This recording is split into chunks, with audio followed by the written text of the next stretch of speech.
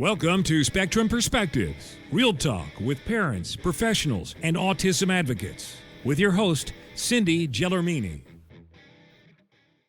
Hi, everyone. This is Cindy with another episode of Spectrum Perspectives. And today I have Keri Sharpe with me. Hi, Keri. Welcome to the show.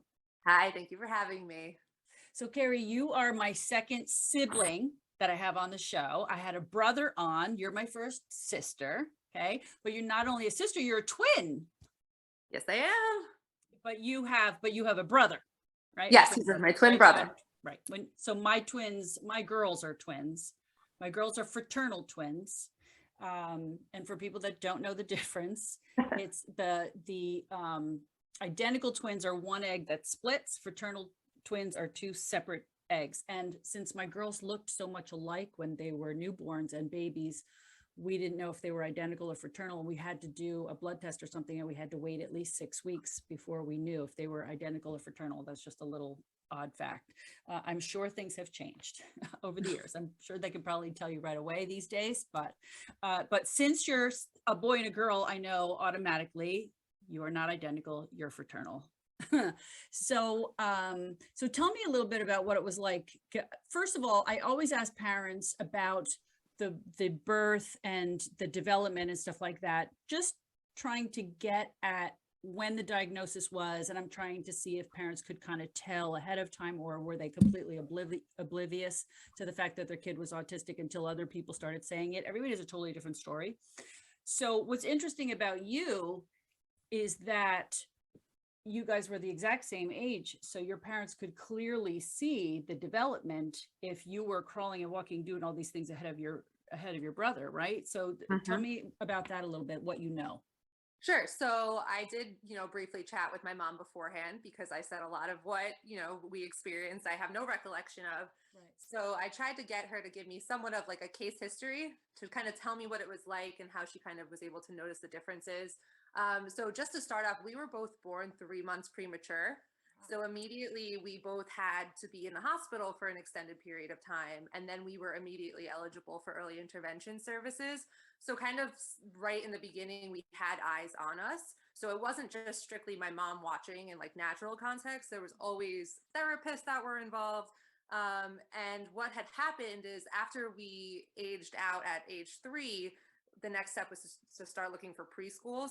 And the therapist recommended at this point that my brother and I go into a handicap preschool, just strictly because of the fact that we were born prematurely.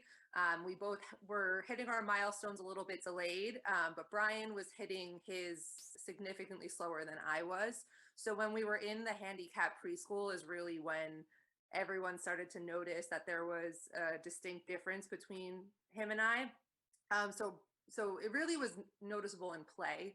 So my brother tended to stay in the corner and play with my mom's car keys and jingle them in front of his face. And then I was, running around the room, zipping around, talking to everybody. So immediately my mom said, okay, that's something that is very different. I, was developing pretty typically, and Brian was having some problems with speech delay. My mom noticed that motorically, he was a little bit more spastic than I was. And so eventually what happened was at the age of 4, she got us, I had kind of aged out of services, and she continued to have him, get services. And then he went to, I believe there was a program at Montclair State that was basically an inclusion program, but it had a lot of a special education component to it. So she sent him there, and she enrolled me in kindergarten. So that was the first time that we really had the split. I was too young to really acknowledge what was going on, but I knew, Keri goes to kindergarten at Kiel School and Brian is in Montclair State. But, even then we still were doing everything together outside of school. We were, having play dates with people, and Brian was always around. But, my mom noticed that I would kind of take charge and I would speak for Brian, and Brian necessarily just kind of wanted to be by himself, but I would try to include him. So it was really early childhood was when she said, okay, there's something going on. So around age 4, my uncle actually sent my mom a checklist that said 10 signs that your child may have autism. And my mom read through it and she brought it to my pediatrician's attention. And the pediatrician actually said, you know what, I think that that's a little over the top. I think that you may be worrying too much. I think because he was born premature, he just maybe delayed. And my mom had this gut feeling that there was something more than just being extremely developmentally delayed. So she wound up taking him to a neurologist, a pediatric neurologist who had an examination of him. And he was the one who said to my mom, your son, I believe, has PDD NOS. Back then, that was what it was diagnosed as. And that's when my mom got the official diagnosis for him. Right. Yeah. So that was, a shock to her, but she had known. Right. But you guys are in your 30s. And this is my story with my son too, is that nobody knew what autism was back then. No. Pediatricians weren't looking for it. The pediatrician told me the same thing. It's, oh, he's fine, don't worry. His sisters are doing everything for him, which is exactly what you really were doing, right? And there was no internet back then either. So there was no way really to start looking this stuff up. So I'm curious about your uncle that gave her that checklist. I'm like, where did he get that from? How did he even know? How did he have any idea what was going on? Yeah, I don't know. And honestly, when she and I were talking before I came on this podcast, when she mentioned that to me, I was like, what? I mean, I know he was in education, but that was a shock to me that he was really the one. That was my question. What does he do for a living? Because, yeah, so he's a Yeah. teacher. Yeah, he was in education for a bit. And, but even back then, I still don't really, I guess I have to ask more questions about how he had the checklist, how he even put the idea in my mom's head. Like, still interesting. Well, he must have come across it somehow in some way that he had that in his head. Yeah. Right. And there's other people that I've interviewed too that the moms didn't really notice, but it was like the grandparents or somebody else. It's like, he's not really, he acts like he doesn't hear us. There's, those type of things. And they're like, really?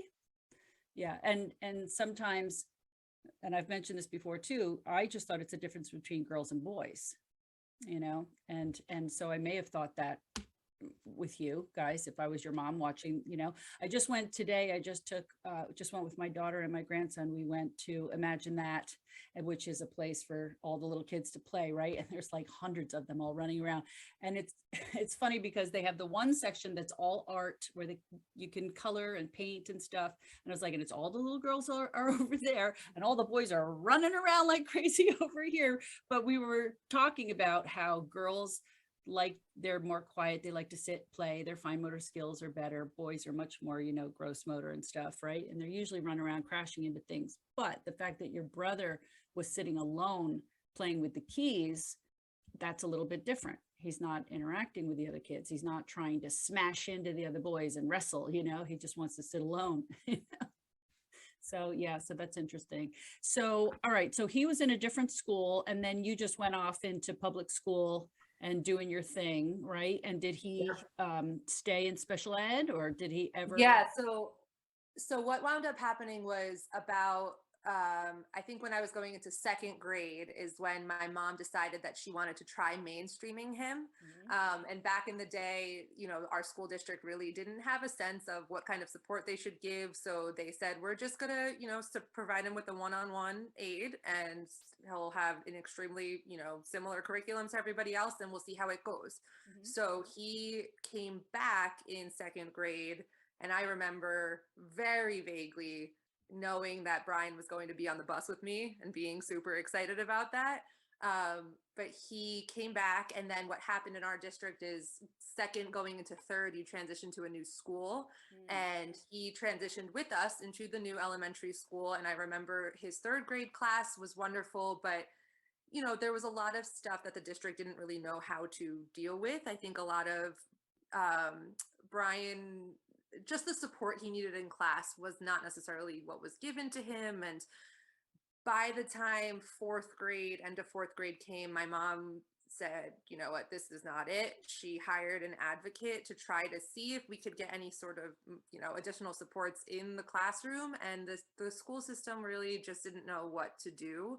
And it was at that point when my mom knew that going ahead into the middle school was not going to be appropriate for him. And that's when she pulled him again and put him into another specialized school.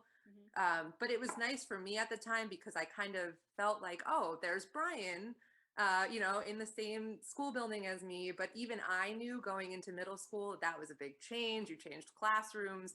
And I knew he would have to have support with him. And who would want an adult following them around, going to their locker? And so, we kind of had the conversation with him, and he didn't really understand too much, but the school he went to was really good. And then he just stayed out of district ever since 5th grade. Yeah. So I was going to ask, was he talking? Yes. So he was verbal. I would say about 3rd, 4th grade was when he really was able to advocate for himself. I do think that he had a lot of social communication challenges. So the biggest deficit for him was just being able to interact with peers, which was the hardest part for me because, over the course of the 3 years we were in that school, we would have recess at the same time. And I would see him alone on the playground or, sitting with the aide. And I was trying to navigate this whole world of peers and social interaction myself. So it was hard for me to necessarily be someone who always ran over to invite him to play because I was very timid and shy as a younger child also.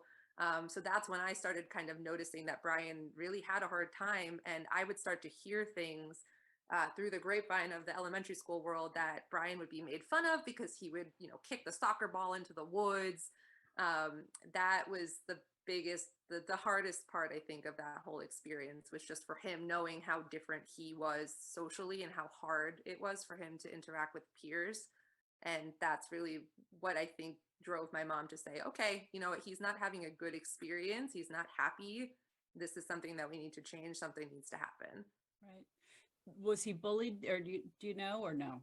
So it was always hard for me because I never really saw it. I heard about it, but I would say it was like very passive aggressive bullying, if that makes sense. A lot of exclusion, probably snide remarks between the kids. And I know from, outrageous stories that my mom would tell me that even the staff would say really ridiculous things about his behavior and performance. And so I think it was just a lot of ostracism that was it was subtle, but it was enough that I even noticed as a 11-year-old and my mom heard about. So yeah, that's the whole inclusion thing is rough. I think, I knew that my son was severe enough. There's no way that I would even attempt the inclusion because it just wouldn't work for him.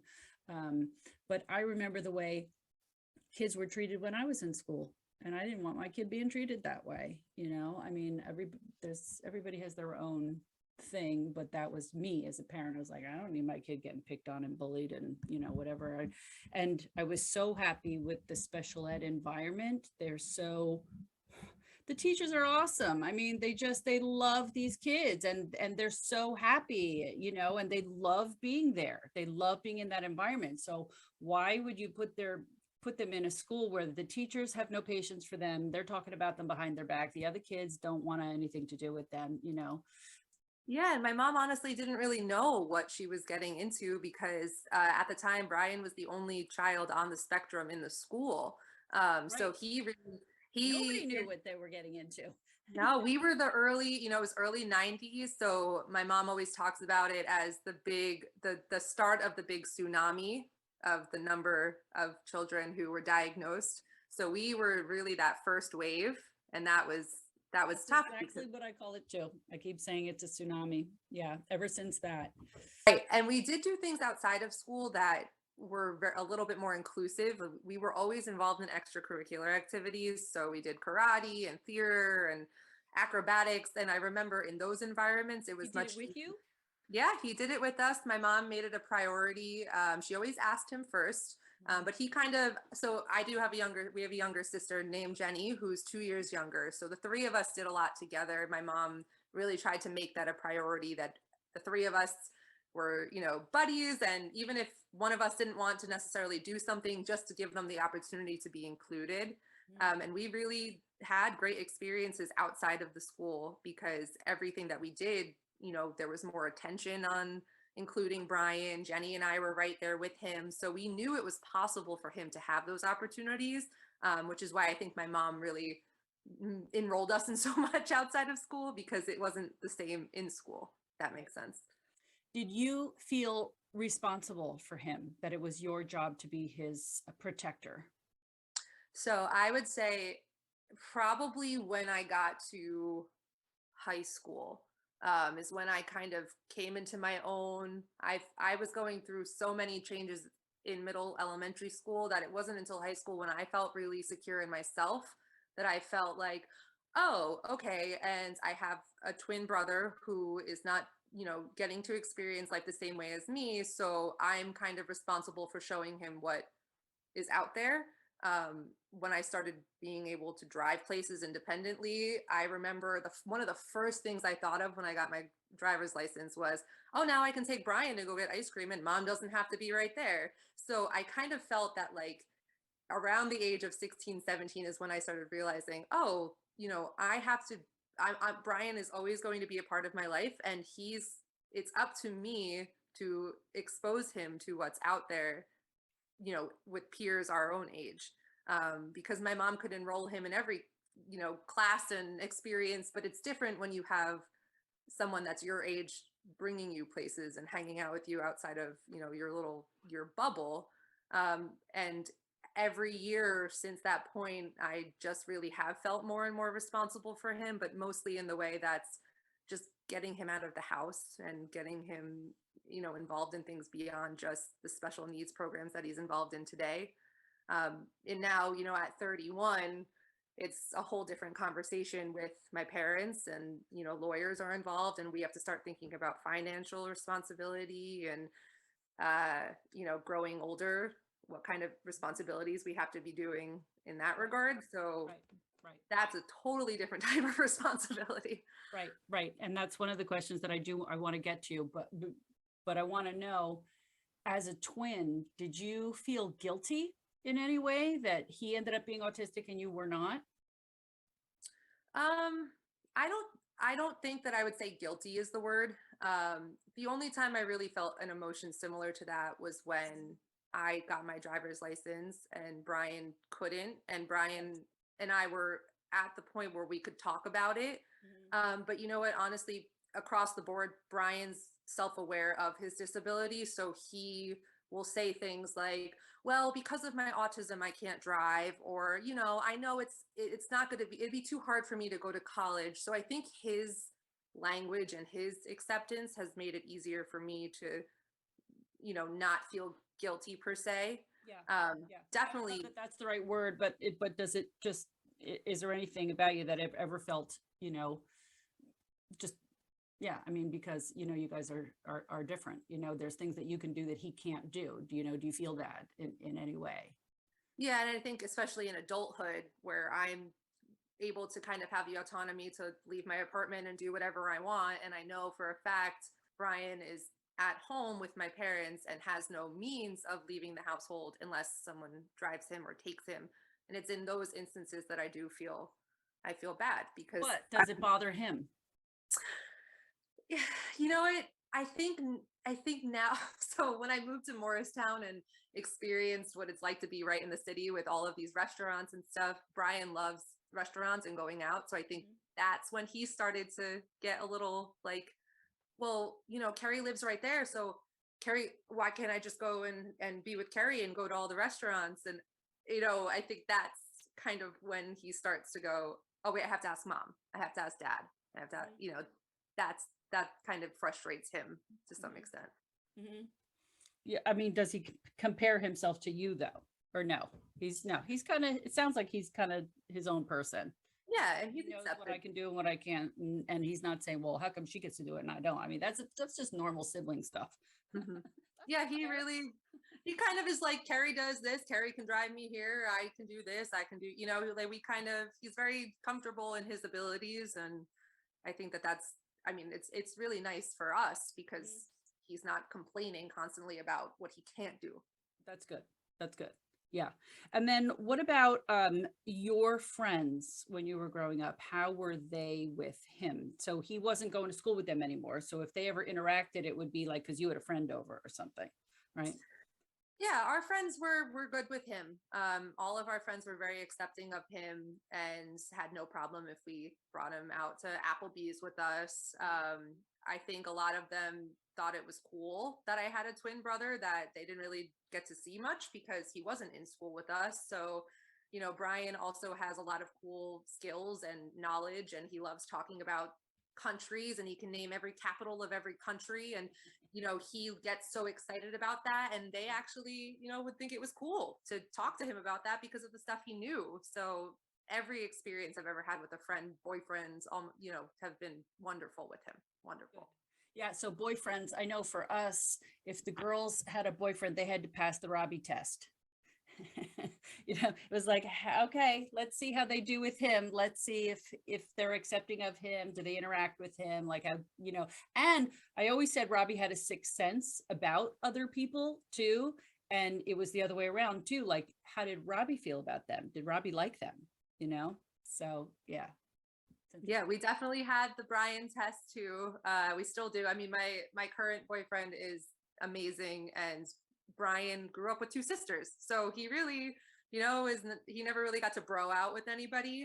And so I always said, the person that I wind up at the long haul with, like, I really want them to prioritize being able to and just having the innate desire to hang out with him. And my boyfriend Ryan right now is he's constantly, talking about Brian and talking to Brian and wanting to take Brian out for sushi. So, and Brian loves him. So, I think that's kind of like the piece he was really missing. That's 2 thumbs up. There you go. Right. And then, okay, so you hit on this, the future, right? The future planning is really important, right? And I had the thing that lit the fire under me to do something about it was talking to an adult who was in her 40s, maybe 50 years old. And she had a brother in California with special needs, and her mother passed away. Her mother had never done anything to plan for the future. And now she had to move to California to go take care of her brother and have her brother live with her. And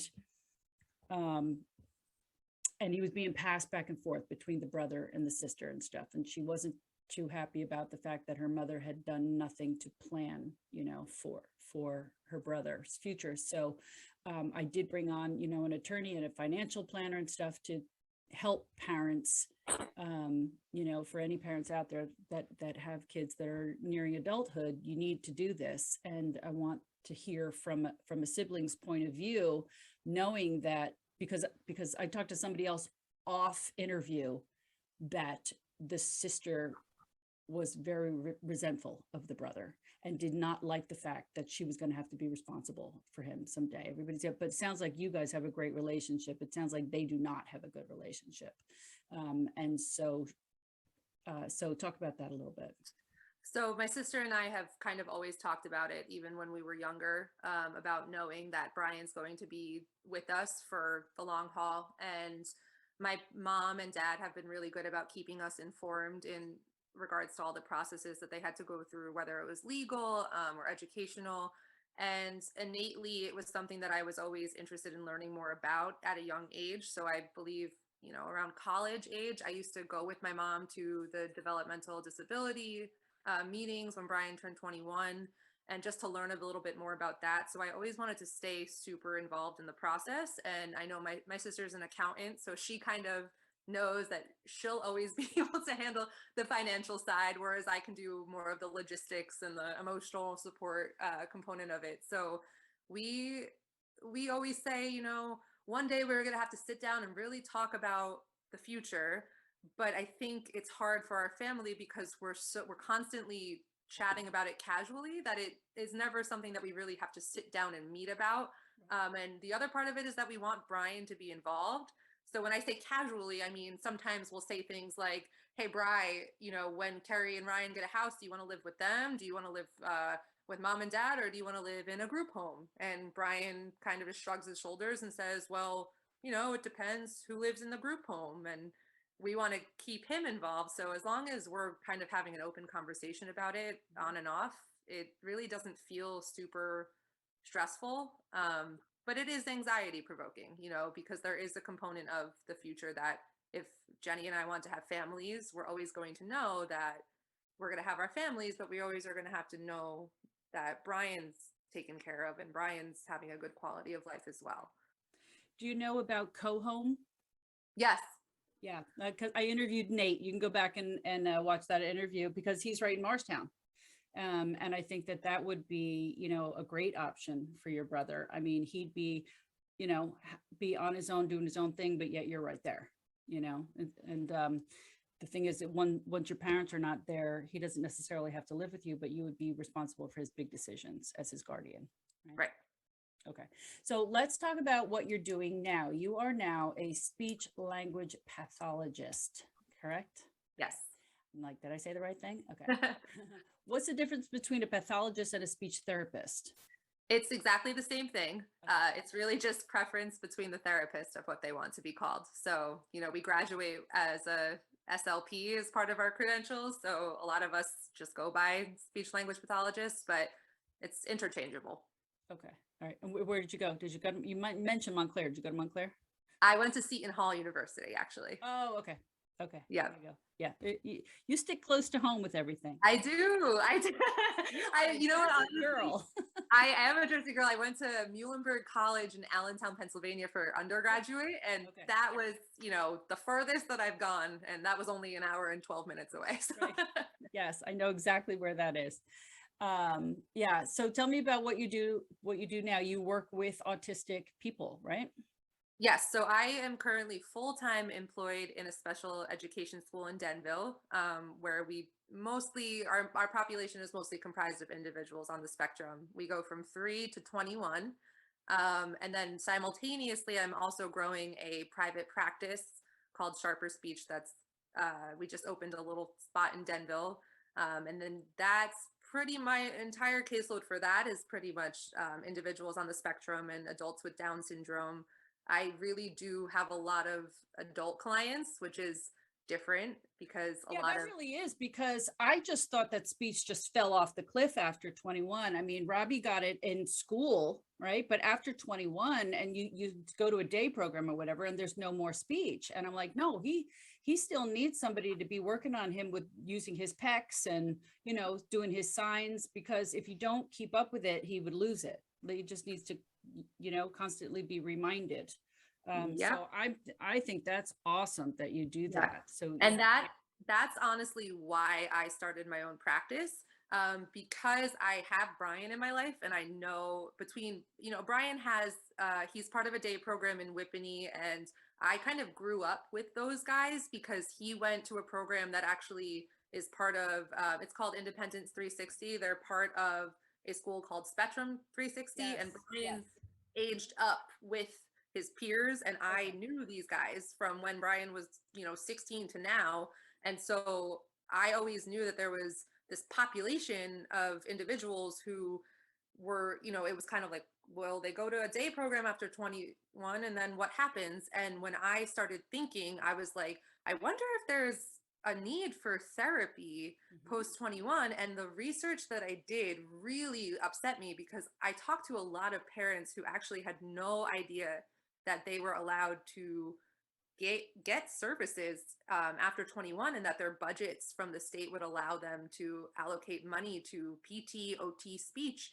And that's when I started pushing, and I really started connecting with day programs. I did a lot of word of mouth and said that I try to just advocate the fact that services are still available, because I think a lot of parents didn't even know that that was an option.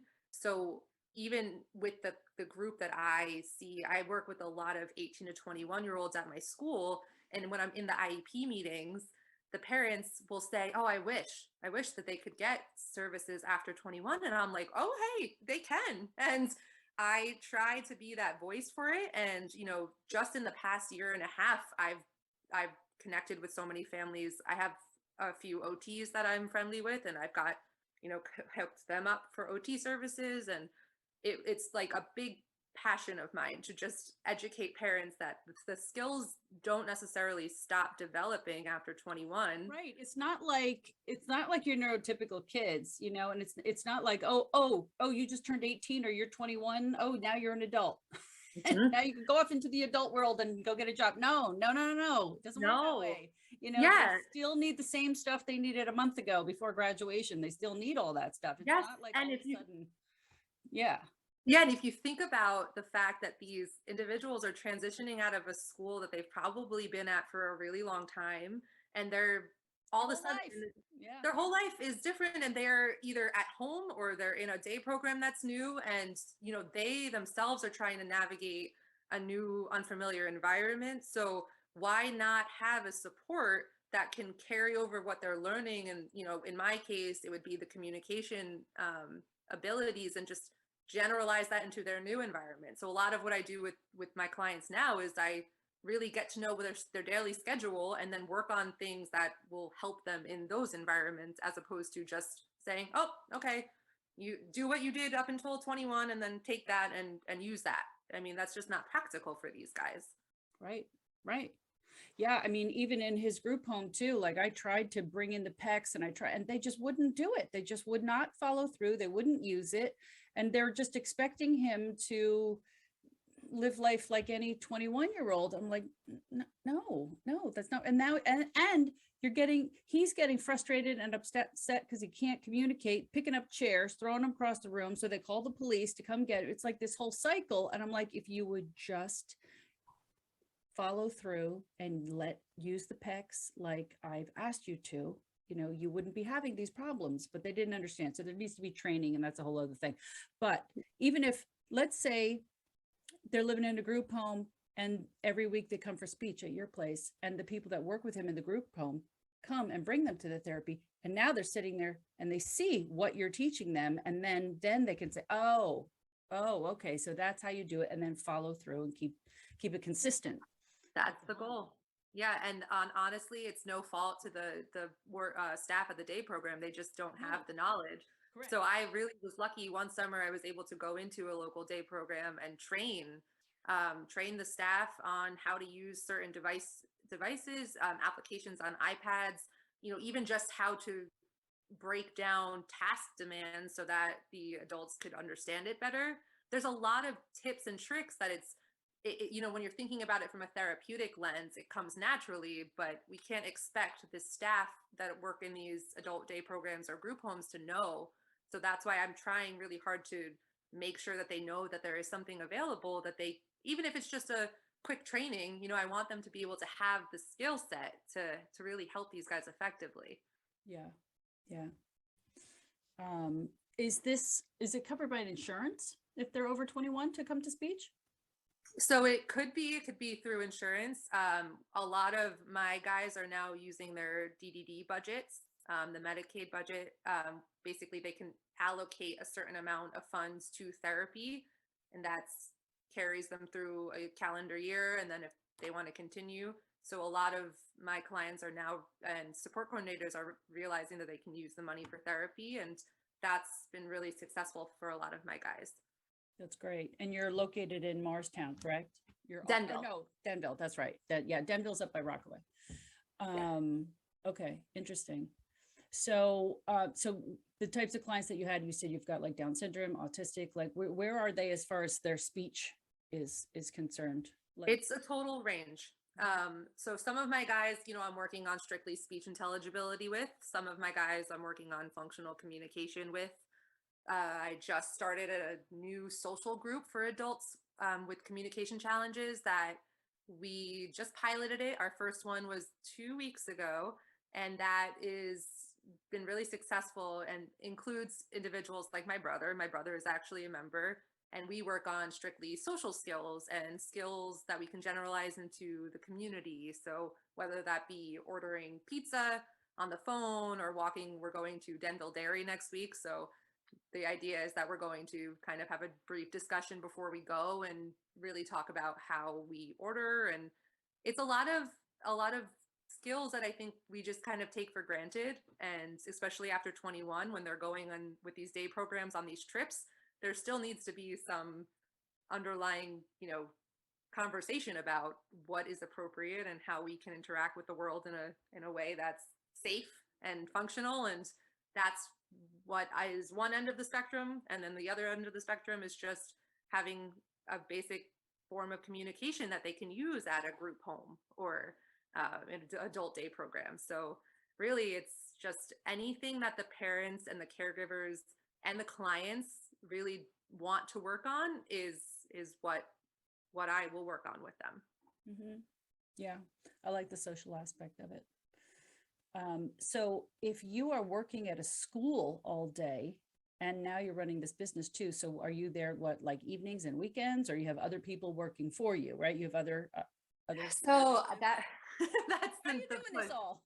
I don't know. So I ask me that about every time I wake up in the morning. I go, how am I doing this? And I always joke with my family and my boyfriend about, this is going to be the time of my life where I look back and go, how did you do it? But this is the time I can push. I work full time, and then after work I see 2 clients, and then I'll have the group at night. So I am now just within the past 2 weeks really thinking, oh, Keri, maybe you need to take on 1 or 2 employees. You can't do it all yourself. And I'm very grateful to have such a good network of people in my life that are familiar with the special needs community and that I really trust working with them, whether that be therapists or just really good-hearted people that can come lend a hand and be a good role model. So I know I have the help available, and it's just a matter of logistically working everything out so that I can manage it all appropriately. Yeah, you got to bring in some more speech therapists, I think, and make it like a co-op or something. Yeah. So your brother is now 31. He's living home with his parents? Mm-hmm. And then what does he do during the day? Does he go to any kind of a program, or does he have a job, or? Yeah, so before COVID, he had a hybrid, it was a day program, 2 days or 3 days a week. And then he worked at my dad's accounting firm doing basic administrative tasks. So shredding, collecting garbages. And that was really nice until COVID derailed everything. And his program is currently virtual. Still, some of them are still virtual. So he's doing the day program virtually. I think he goes back in June, actually, which will be really great. What do they do? What do they do virtually? You know what? He doesn't like when we're in the room. He thinks we're spying on him. So I've kind of been able to gauge, when I'm home sometimes, of what they do. And honestly, I do see some clients virtually too. And it's tough after this amount of time to be reinventing the wheel. So I think Brian is excited to go back in person because they try to mimic everything that they're doing in person on the computer, and it's really impossible to do. So he's going back. I don't know if he'll be going back full time, but he does understand the concept of making money and being able to use that on his favorite foods. So my mom is hoping maybe that will be the next step once he's acclimated to being back in person at the day program, that maybe, okay, now we can try working again. But it's slow transition back because it's been 2 years now. So yeah, I think a lot of people got used to being home and being on Zoom and stuff, and it's you don't want to go back now because it's too comfy being lazy and hanging out in your pajamas all day. Oh yeah, absolutely. So all right, wonderful. So so for your business though, we mentioned after 21, but you see kids as well, I'm assuming. I do. Right? Okay. Yep. So if anybody would like to get in touch with you, can you give us your contact info, the name of the business, and how they can reach you? So my contact info, the business is called Sharpe-Speech. And we're located in Denville, and our website is www.sharperspeech.com. And we are also on Instagram and social media, and that's just at Sharpe-Speech. And all of the options to contact us are through there. Out there. Okay, wonderful. Wonderful. Well, thank you for being here today and sharing your story as a sibling. I love it. And I especially love that you went into the field because you were inspired by your brother, and it just kind of led you down your path. 2 of my kids are special ed teachers now too, as well. So I think it's a calling, something that you didn't know, but that's what you were born to do. But these kids lead us down a path that we probably never would have taken if we didn't live with them in our families. So, and now you're helping other families, which is awesome. Right. Yeah, thank you for having me. I appreciate the Yeah, opportunity. thanks for reaching out. I really appreciate it. I'm happy to actually finally have a speech therapist on as well. You're my first one. I didn't want to get into a whole lot of technical stuff because I'm more fascinated with the fact that you're the sibling too, that you grew up, and just to see the family dynamics, which was great. All right. Thanks, Keri, for being with us. You have a great weekend. That's it for today's episode. I hope you enjoyed listening and it helped you gain a new perspective. If you're interested in buying our book series, Robbie's World and His Spectrum of Adventures, the link will be in our episode description as well as my Instagram and Facebook pages. If you enjoyed the show and you'd like more content, please be sure to hit that like button, follow us, and don't forget to leave us a great review. Thank you for joining us. Be sure to join us again on our next episode of Spectrum Perspectives. Thank you for joining us today. Be sure to join us again on our next episode of Spectrum Perspectives.